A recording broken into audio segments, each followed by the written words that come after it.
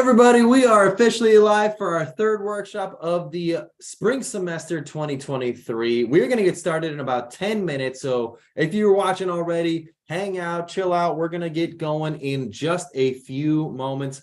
But yes, in the meantime, come and come and check us out. We're about to get started on our third mentor workshop of the semester. So I'm going to send this link to my colleague, Savannah, and she'll be able to send it out to everybody.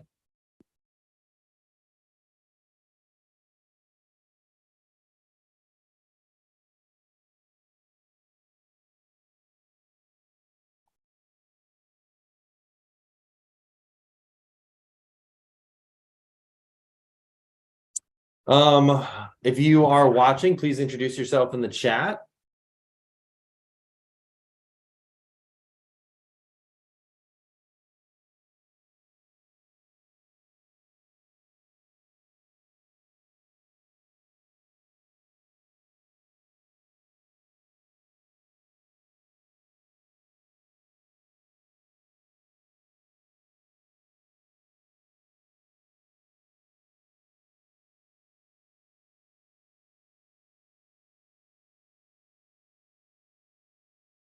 Alrighty, so we're going to get started in just a couple of minutes. Hopefully everybody's had a good day today.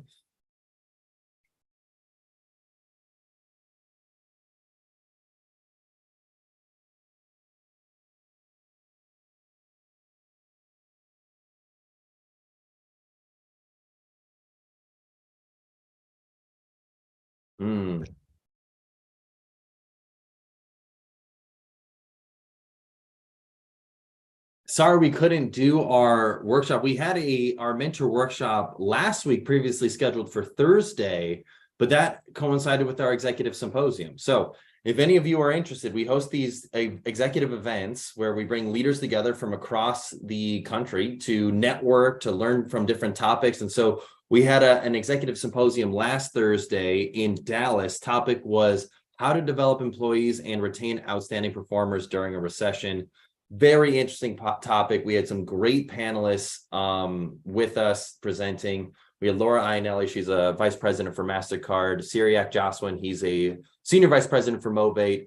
And Chris Mashburn, he's the chief operating officer for Jory Healthcare. Really interesting insights in that panel. Just really relevant topic. So anyways, yeah, it was solid. It was great. But anyways, that's why we had to miss. We had to reschedule rather the mentor workshop.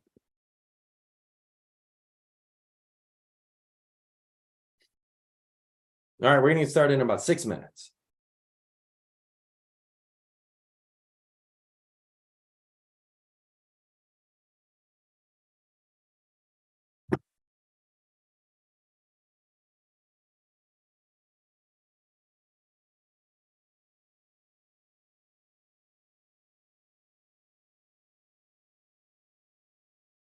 And I was able to actually chat with some of the mentors earlier this week, which is great. So I was able to chat with Nick Canlamero.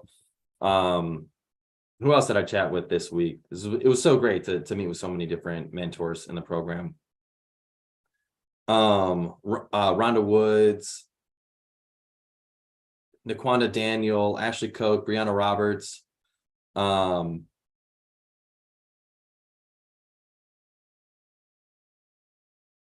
Bill Lambert. So it was so cool that this week to meet with so many different mentors. Carol Berwick, Joe Simmons. So it was so great to Rebecca Hedrick. It was so great to connect with so many different mentors in the program for the semester. So yeah, it's just so awesome to chat in person. But anyways, if you are here watching this, please introduce yourself in the chat. I'd love to see who's here, see where you're coming in from, where you're tuning in from, and what you're working on, what you're doing.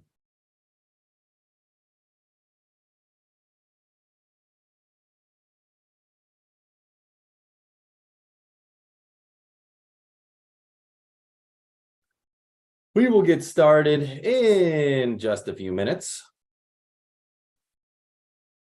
4 minutes to be exact.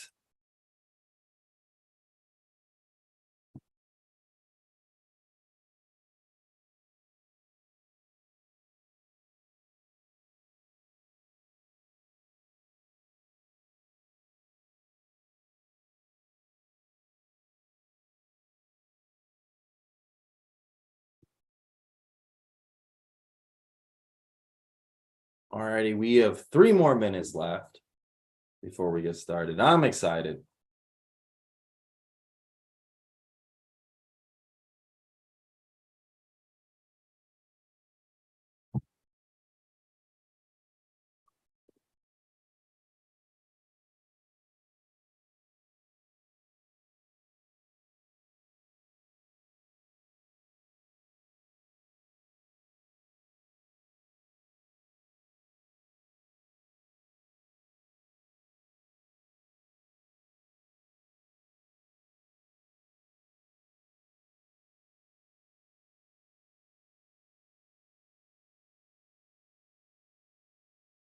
Oh, Ashley, boom. Hello. Hey, Ashley, how are you? So I was just checking with my colleague Savannah, see if the emails went out. I'll take it they've been sent out. Thanks for being here. Ashley, how you doing today? You do anything fun lately? You got any fun spring plans? Did you do spring break? You know, it's funny in my neighborhood, there's these little signs that they put up. And one of the signs says, and it's like goofy things, and it's like spring break, or what the kids call it. What do the parents call it? It's just like these things that make you think. But anyways, did you do anything fun for spring break, or was it a break, or not at all? I don't know. I'd be curious.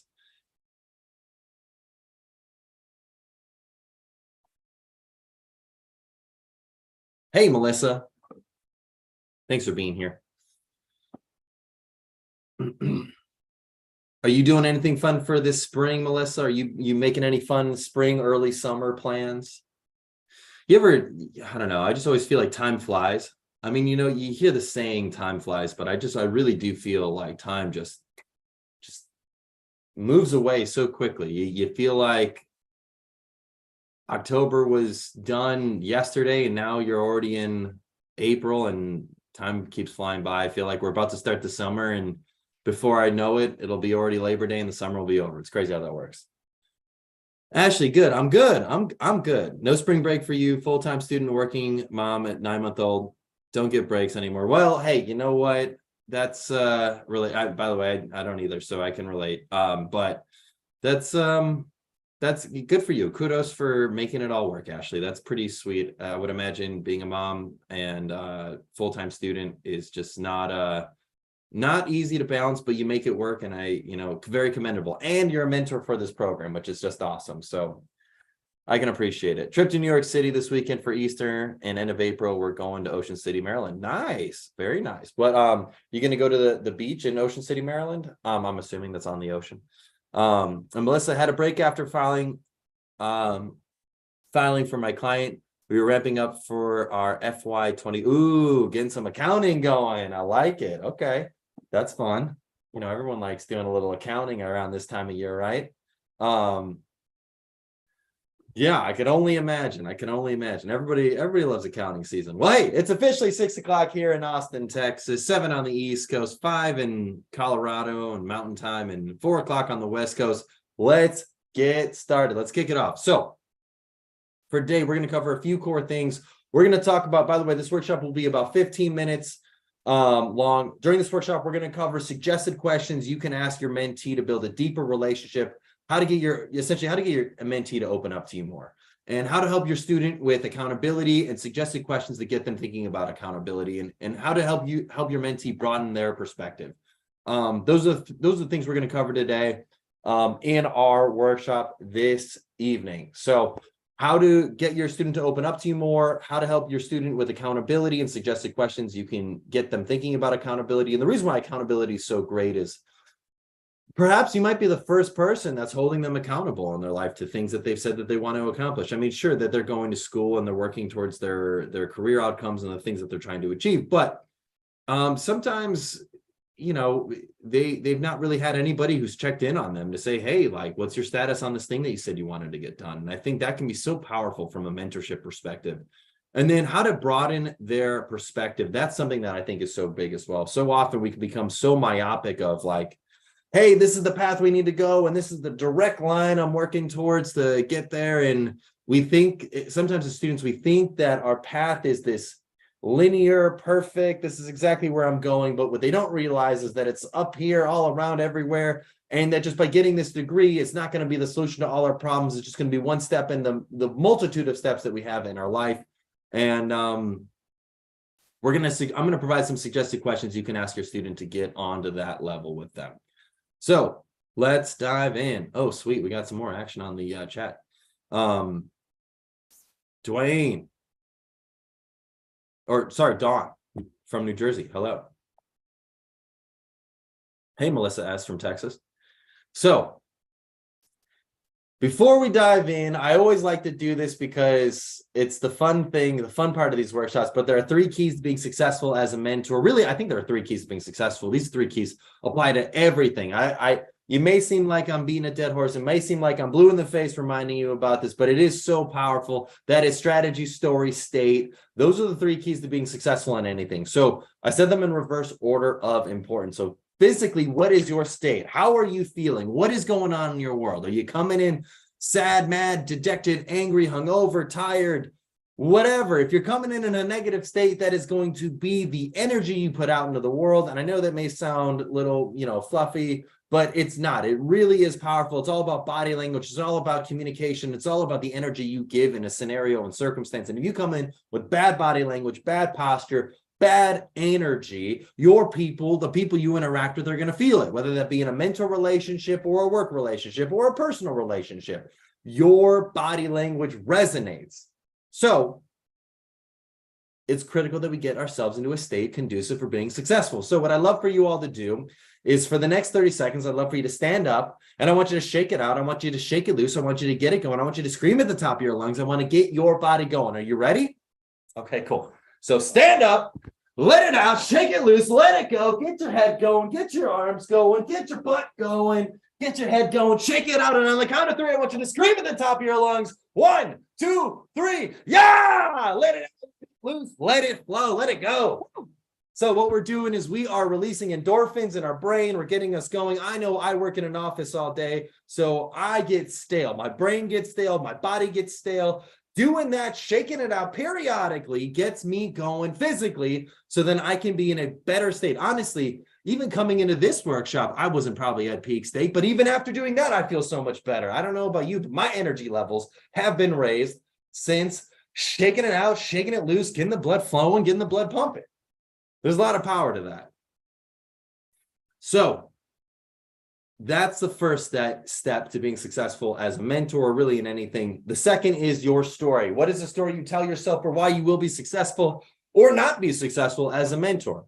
Essentially, you will achieve whatever you set your mind to and no further than that. Whatever you believe you are, and that's, essentially the truth. But if you can tell yourself a story for why you are successful and why you can be successful, that can be incredibly powerful from a mentor perspective.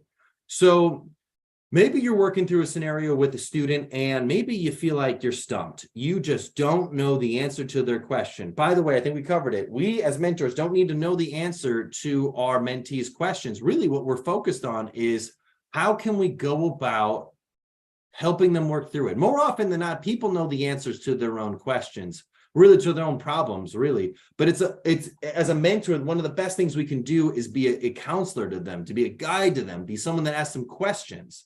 As opposed to just being like, hey, if I were you, I would do this. That's not necessarily great mentorship. That's just kind of sharing with people what you would do if you were in their shoes. But you're not necessarily in their shoes, and they don't necessarily act the exact same way as you. They're not your twin.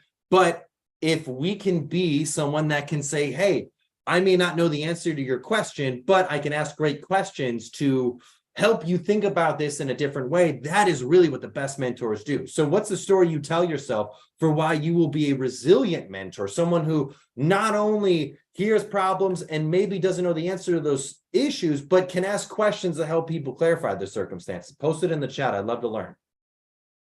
And then the third key here is your strategy. What is the strategy you will deploy to be a great and effective mentor? This can mean maybe intros. Maybe you make some intros. And by the way, your student may not have asked you for intros. Doesn't mean you shouldn't offer them. If you can think of people that they should connect with, make the connections. It's the least you can do. And it could be a great way for your mentee to expand their network. I mean, who knows how that connection can transpire and develop. It's crazy.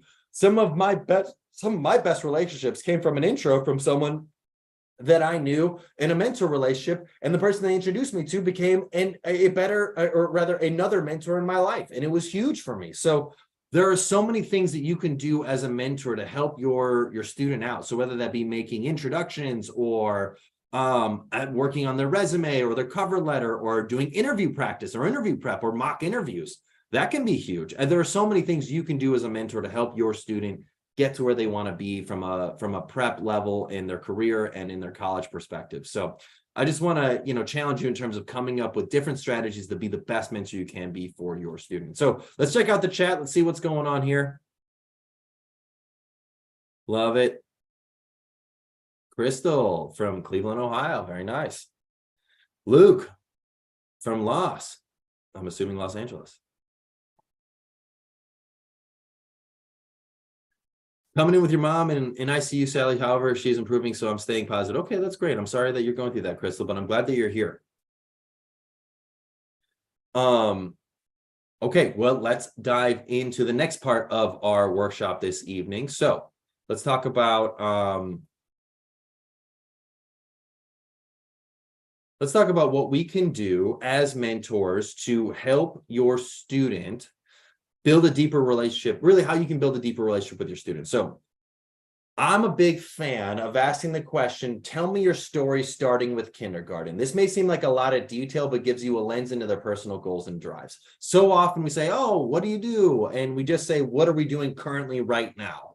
But we often don't share the whole story as that, oh, well, in middle school, I did this. In elementary school, I did this. When I was in high school, I did this. And this led me to thinking about doing this. That's question of tell me your story starting with kindergarten.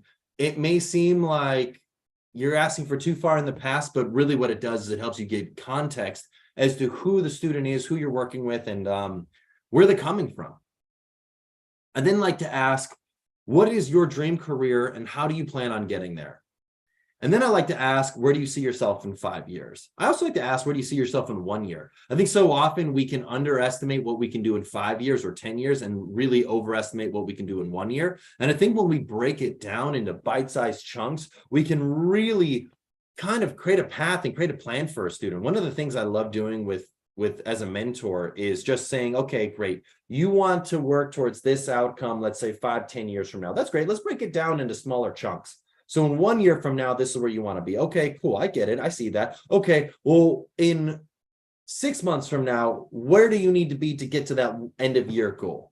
How can we break that down into chunks? I think if we have a goal that we want to hit in 10 years or 5 years or 1 year and 6 months or whatever, and we can work backwards to work towards what do we need to do on a daily, regular basis to get to that point, I think that can be a really powerful way to better help your student understand the reality of what needs to happen for them to get to where they need to be. So I love prepping and setting monthly, weekly, daily goals. I'm a big fan of Atomic Habits. Essentially, it says that if we can do a little something every single day, we can get a lot further than doing a lot of something in an unregular format. So yeah, I'm a big fan of Atomic Habits there.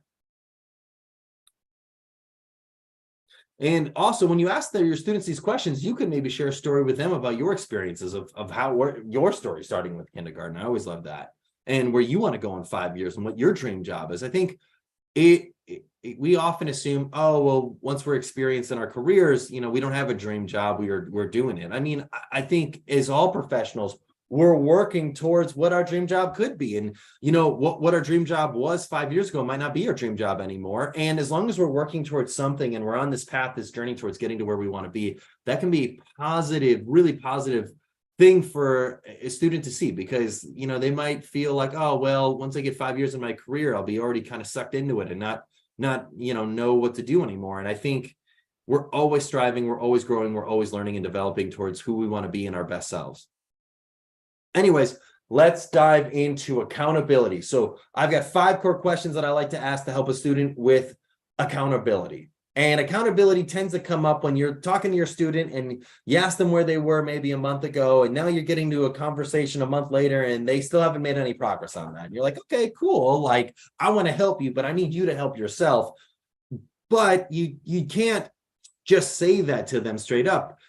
You have to ask them some questions and maybe tease around the topic to really get an understanding as to, is this really the thing they want to work towards? So the first question I like to ask to help a mentee, a student with accountability is 1, when have you persisted and had it pay off for you? I love asking that question because what it does is it helps your student really think about, okay, when have I worked hard towards something? I think a lot of times they may see their career pursuits or their internship pursuits as a daunting, unattainable mountaintop that they're not able to get to. And so they might try to fall back on a plan B, but I think if you really challenge them to say, okay, when have you persisted and it paid off for you, whether that be a professional or a personal scenario, that can be a great way and reminder almost to that student to help them think about, you know what, I can do something, I can do hard things, and I can get to where I want to be. And I think that's really critical. Second question I like to ask is, what specific actions do you need to take to meet your goal?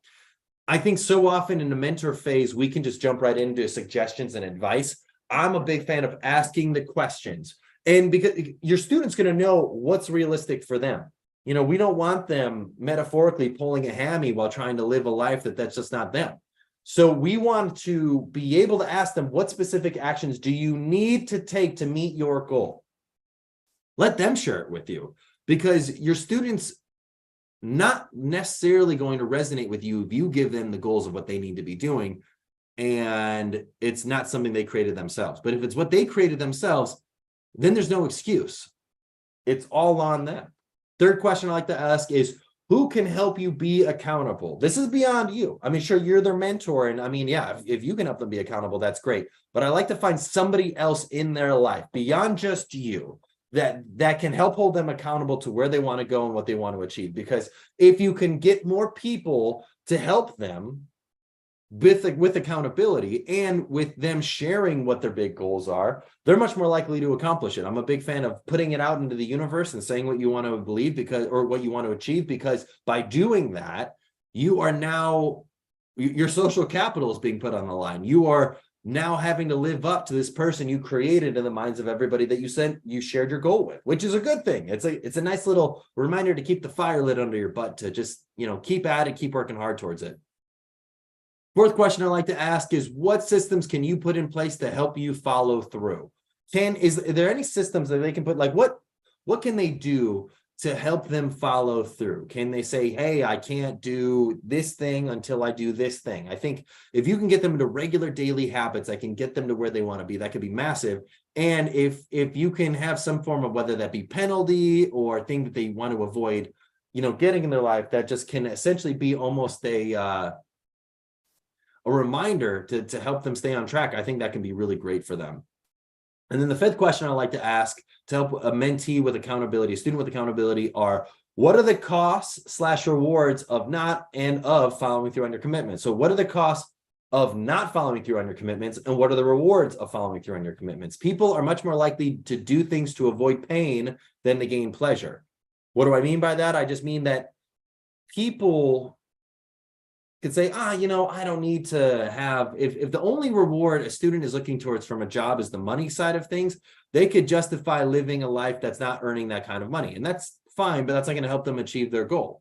But if you say, what are the costs of not achieving your goal? And it's like, well, if I don't have this job that I want to achieve after I graduate, that could put me on a trajectory and a path that doesn't allow me to get to the next job or the next job or the next job after that, which is really where I want to be going.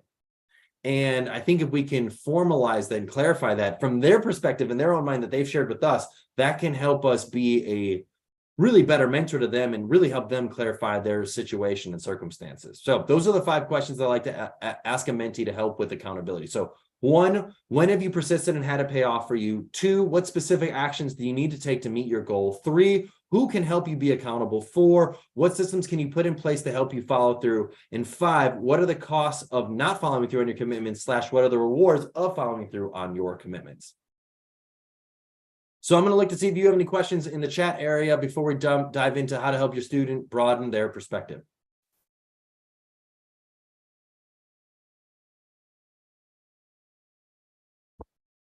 Oh, Nikan, that's sweet. I love that. Melissa, how do we get them to understand how their story starting in kindergarten is relevant? I know a lot of the stuff I did in junior high and high school.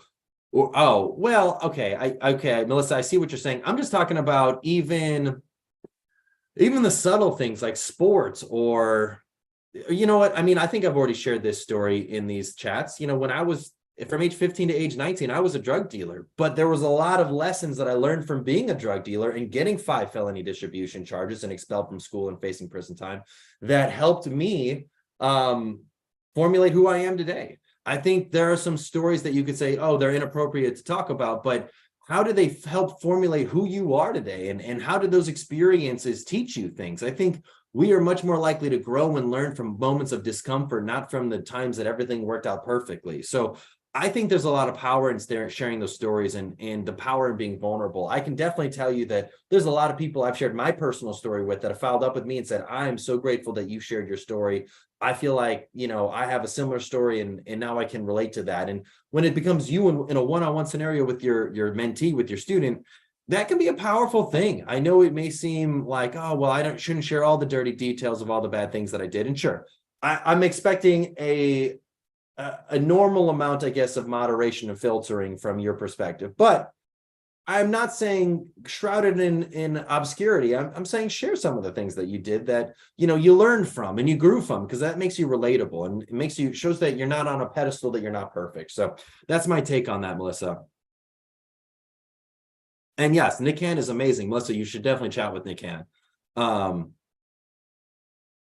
Do you help them figure out SMART goals? Oh man, well, that's a great question. So we actually created this tool called AIM Insights, Melissa, that we created for managers. But what it does is it does help leaders help their direct reports set SMART goals. But when I say SMART goals, I mean specific, measurable, attainable, relevant, and time bound.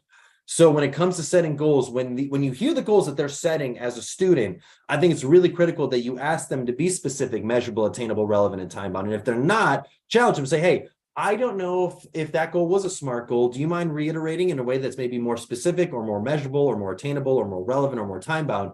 That I think can really help your student get to a point where they're better understanding what your expectations are when you say SMART goals, and they can then set SMART goals themselves. So basically a PG-13 filter on your past. Yeah, I think so. I think that's a good way of looking at it, Melissa. I'm not saying, I'm saying you are the best judge of what you feel comfortable sharing. I know I share a lot about my past and my story and how I got here. I know a lot of people aren't comfortable with sharing those sorts of things, but I do think there can be a lot of power and vulnerability in opening up about your stories, because then it shows your student that you're fallible and that you've learned from things. And I think that's great. So I don't know. That's my 2 cents on that. But yes, I think there are some things perhaps maybe don't share. And so when you say PG-13, I think that's probably a good way of looking at it. But I want to be very clear. Vulnerability is powerful. That's all I'm trying to say. Okay, so let's dive into how to help a student broaden their perspective. So there are 6 core questions I'd like to ask a student to help them broaden their perspective. 1, what will this situation look like to you in 10 years? I like to ask that question because it helps them think about things on a meta, broad, higher level. I think if they're looking at their work and their life, okay, they can be so myopic that they're just like, I need to just get this one internship and then everything will be good. And that's not the case. Like, where are you going in 10 years? What's the next move? What are the moves after the next moves? And just get them thinking about that. And question 2 is, what are you willing to try that is different? I like asking that question because different can mean 2 things. It can mean, what are you willing to try that's different from every other student that's competing for similar roles as you are? And what are you willing to try that's different than what you've historically done in the past? This is a great question to ask because it allows them to think differently. Like I said, I'm not a big fan of just jumping in and offering unsolicited advice. I love asking questions to pull out from students what they're thinking and what they think is realistic. That's always typically the best guidance we can give and the best insights we can have in terms of helping a student take the best next step for themselves. The third question I like is, Who do you respect, and how might he or she approach the situation you are facing? I love asking that question because it gives, sometimes people need to see superpowers. It's, I think Roger Bannister was the first person to break the 4-minute mile. And then after that, 30 people did within a year or something like that. But where I'm going with this is when we can think about who we respect and have a paradigm for success, we can almost transcend our own abilities because we want to act like them. One of my clients, they're a construction company, and they make bridges and roads and all that sort of stuff. And one of the foremen has a great concrete roller, does a great job of keeping his surfaces flat. He's got another concrete roller who's good, but not as good as this one. Well, the one who's great is a guy named David, and the guy who's not as good, his name is John. And so the foreman goes up to John, and John has to fill in for David because David was out with an injury. And he said, "Hey, John, I want you to concrete roll this path like David would." And John probably did the best work he's ever done in his whole history. And I got to believe that foreman going to John and saying, "Hey, I want you to pave this path like David would," gave John a paradigm of like, "Oh, I respect David. I respect the way that he does his work. I want to be just like him." And it got him to do work that he had never done in a quality and in a manner that he had never accomplished before. So I think by asking who do you respect and how might he or she approach the situation you are facing can really help that student get a better understanding as to who they might want to emulate. 4, what is your attitude about the situation? Is it helping you or hurting you? Sometimes we can have a bad attitude towards the scenario. Sometimes we use language like, "Oh, I need to do this," or "I have to do this," or I got to do this to get to where I need to be. And that's not necessarily the best language. But if we can look at it as, well, I get to do this as a learning opportunity so then I can get to the next level. Those are typically words that are associated with positive mentalities about a scenario. But if we look at the activities we have to do as a chore to getting to what we want, we may not be as successful in getting there because we look at it as so much pain to getting there. And once we do get there, it is very unlikely that it's going to meet our expectations because we put it up on this pedestal that it's this amazing thing. So it's easy to be disappointed when we feel like we've gone through a lot of trials and tribulations to get to something that we put up in our minds like as if it will change our lives for forever. So I love to ask the question, what is your attitude about the situation? Is it helping or hurting you? The 5th question I like to ask is, what is one of your greatest strengths? How can it serve you in this situation? Similarly to the attitude about the situation, this is a great question to ask because you're asking your student, what is your greatest strength? In their own words, in their own mind, what is your greatest strength? How can it serve you in this situation? What is their superpower? I think if we can learn what they think their superpower is, and then we can reiterate that and reinforce that, that can help them feel confident that they can achieve really anything they want to accomplish. And then the 6th question I like to ask is, what makes you curious about this issue? This is a great question to ask because it helps you reframe the whole scenario of what they're working towards and what they're doing. Like if you ask, what makes you curious about this situation? That's where you genuinely know, okay, they've got something. Like if the only thing that makes them curious about their job prospects is money, that's not really a sustainable curiosity there. You know what money is, you know what it looks like, you know what it could afford you. But if there's something that transcends that about the work that makes them genuinely curious about the work, that is something that's really powerful. So that's the last question I like to ask is, what makes you curious about this issue? So the 6 questions I like to ask that helps a student broaden their perspective. 1, what will this situation look like to you in 10 years? 2, what are you willing to try that is different? 3, who do you respect and how might he or she approach this situation you are facing? 4, what is your attitude about this situation? Is it helping or hurting you? 5, what is one of your greatest strengths? How can it serve you in this situation? And then 6, what makes you curious about this issue? Those are the questions I love to ask to help a student broaden their perspective.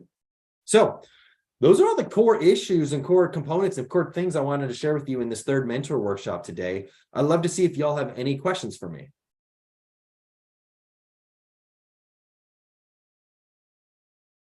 So Nikan, Melissa, my approach is to give enough information, let them know what I can relate to about their situation without getting explicit. Yeah, I love that. Great advice, Nikan. Yet is the most powerful 3-letter word when added to the end of negative statements. I love it. No, actually, Melissa, there is a great book that reaffirms everything you say. It's a book called Persuasion by a guy named Dr. Robert Cialdini. And he talks about that if you ever want to give any negative news, follow it up by but, yet, or however. And I actually, in our student workshops, I talk about Dr. Robert Cialdini and his book Persuasion. And I give the example of, like, whenever an interviewer asks the question, what is your biggest weakness? Share something like, my biggest weakness is that I lack experience in this field of area. I'm not coming in with 3, 5, 10 years of experience. I'm coming in fresh out of college, but I'm an eager worker. I'm a hard worker, and I'm willing to do what it takes to learn and grow and become the best person I can be in this position.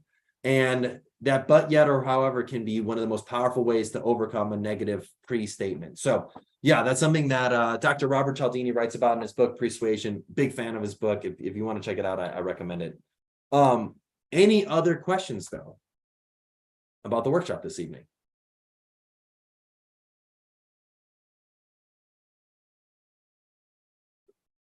Well, if there are no other questions, I really appreciate y'all being here. And I'm really grateful for the engagement in the chat area. And I'm just grateful for you all as mentors in general. If you got any questions for me, just please feel free to oh yeah, Ashley, yes, that is great advice. I never know how to answer that question. Oh, good. I'm glad that you liked it. Check out Dr. Robert Cialdini's book. The way you spell it is Cialdini.